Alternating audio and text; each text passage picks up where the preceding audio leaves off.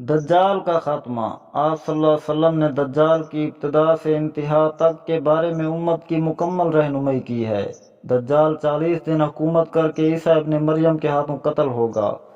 مسلمانوں کے ہاں انہی کو مسیح موعود کا درجہ حاصل ہے۔ وہ آخری بار اردن کے علاقے میں افیق نامی گھاٹی پر نمودار ہوگا۔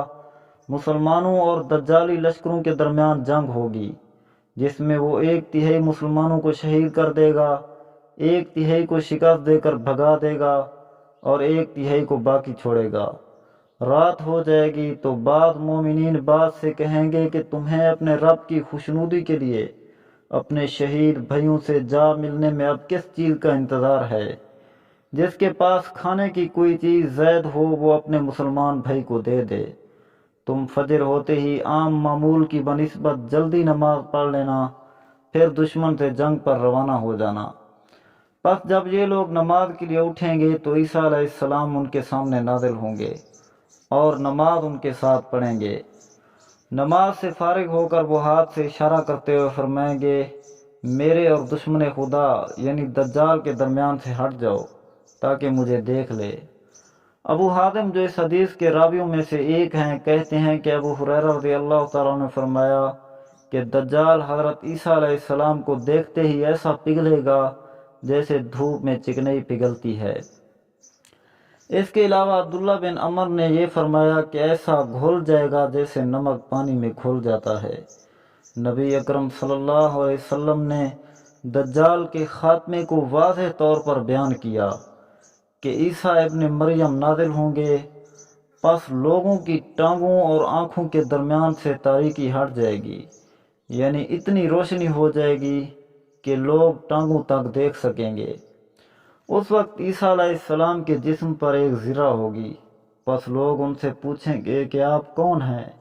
وہ فرمائیں گے، میں عیسیٰ ابن مریم اللہ کا بندہ اور رسول ہوں، اور اس کی پیدا کردہ جان اور اس کا کلمہ ہوں، یعنی باپ کے بغیر محض اس کے کلمہ کن سے پیدا ہوا ہوں۔ تم 3 صورتوں میں سے ایک کو اختیار کر لو، اللہ دجال اور اس کی فوجوں پر بڑا عذاب آسمان سے نازل کر دے، ان کو زمین میں دھسا دے، ان کے اوپر تمہارے اسلحہ کو مسلط کر دے اور ان کے ہتھیاروں کو تم سے روک دے۔ مسلمان کہیں گے، اے اللہ کے رسول، یہ آخری صورت ہمارے لیے اور ہمارے قلوب کے لیے زیادہ طمانینت کا باعث ہے۔ چنانچہ اس روز تم بہت کھانے پینے والے اور ڈیل ڈول والے یہودی کو بھی دیکھو گے کہ ہیبت کی وجہ سے اس کا ہاتھ تلوار نہ اٹھا سکے گا۔ پس مسلمان پہاڑ سے اتر کر ان کے اوپر مسلط ہو جائیں گے، اور دجال جب عیسیٰ ابن مریم کو دیکھے گا تو سیسا کی طرح پگھلنے لگے گا، حتیٰ کہ عیسیٰ علیہ السلام اسے جا لیں گے اور قتل کر دیں گے۔